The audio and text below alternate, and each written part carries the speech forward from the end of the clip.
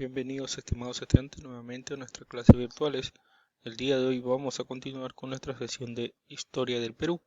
Bueno, para el día de hoy, como ya habíamos venido viendo, pues no, se trata sobre algunas instituciones no del virreinato.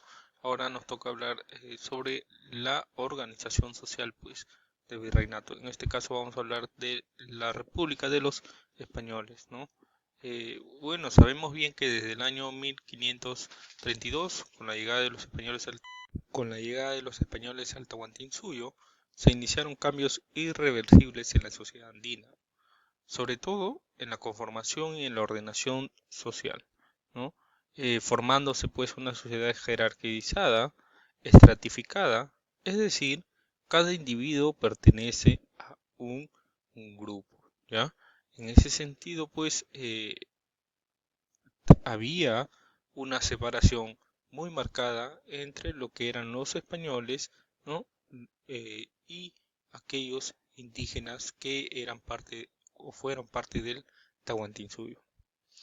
En ese sentido, pues, hubo tres puntos importantes en las que se dividió, pues, este proceso republicano, ¿no? La cuestión étnica, la cuestión social y la cuestión jurídica. En la cuestión étnica se dividió a la población en blancos, indios, negros y castas.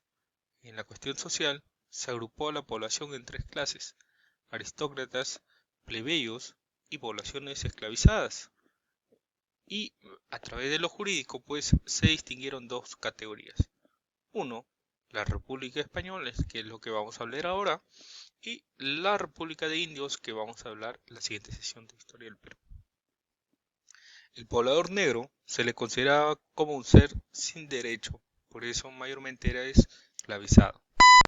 También tenemos lo siguiente, las características pues de esta sociedad colonial. Recordar que estamos viendo ya la República de Españoles, ¿ya? Las características de la sociedad colonial son, no son solamente estos cuatro puntos, sino son estos cuatro que de cierta manera pues jerarquiza o busca estratificar pues esta sociedad, ¿no?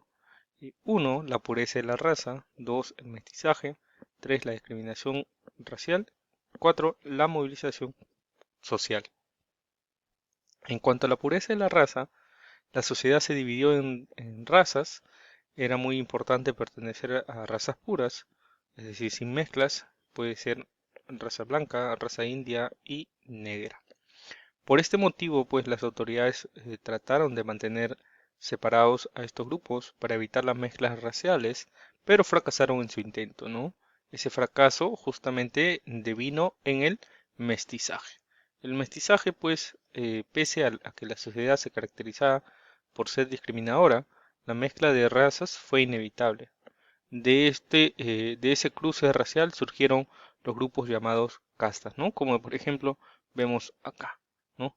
Un español blanco con una mujer indígena, pues sale un español americano, ¿no? Eh, También tenemos pues lo que era la discriminación racial. Esto deviene justamente también de la idea de pureza de raza, ¿ya? La discriminación racial, también llamada pigmentocracia, que era el sistema por el cual los grupos eran conformados y aceptados según el color de su piel. En el estrato anterior, pues se encontraba, o en el estrato superior, en la cúspide, se encontraba los de la raza blanca, ¿no? Y por último tenemos a la movilización social. La movilización social. En teoría, pues, se intentó ser una sociedad rígida. Sin embargo, cabía la posibilidad de ascender y descender dentro de la pirámide social, ¿no? Es decir, si tú estabas en el medio, podías escalar o a la cúspide, o bien podrías bajar a lo que era la base, ¿no? Y esto dependía, pues, de elementos como la riqueza, los trabajos y las familias, pues eran factores importantes para poder ubicarse en un escalón superior de la sociedad colonial también, pues, ¿no?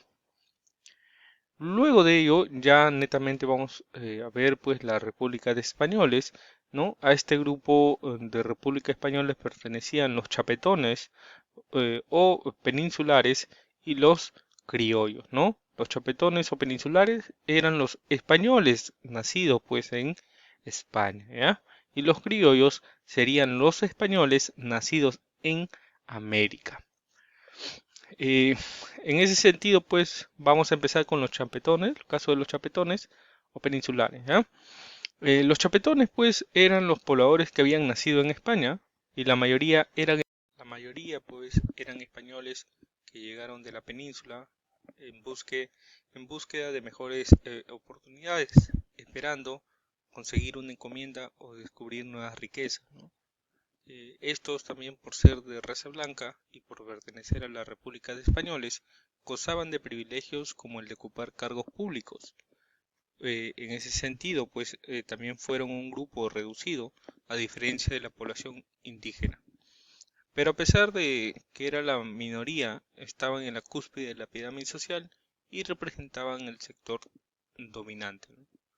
En este grupo minoritario, los más privilegiados pues eran los encomenderos, los hacendados, los comerciantes, los mineros y también funcionarios, ¿no? Así como los nobles que llegaban a ser virreyes y los altos funcionarios civiles y eclesiásticos.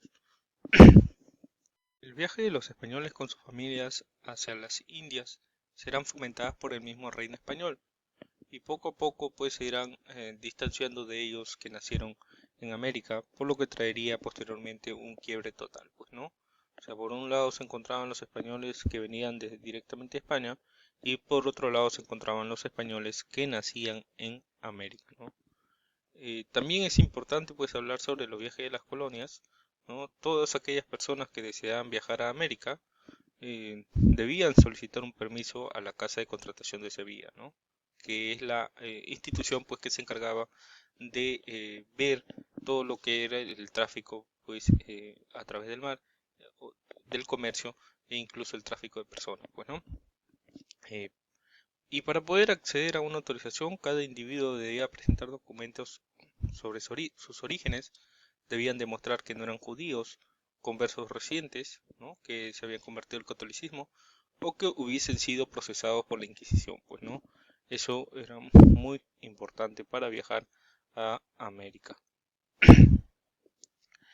Y también, pues, por otra parte, tenemos a lo que son los criollos. Ya los criollos netamente habíamos hablado de los chapetones o peninsulares. Ahora vamos a hablar de los criollos. Pues los criollos eran hijos de los españoles nacidos en América, ¿no? Este grupo gozó casi de todos los privilegios que gozaban los peninsulares. Y ya en el siglo XVII, pues, se podía apreciar a criollos en cargos públicos importantes como los cabildos y la Real Audiencia, ¿no? También las disputas entre los españoles o los chapetones y los criollos se acentuaron durante el siglo XVIII, siglo en que se aplicaron pues las reformas borbónicas, ¿no?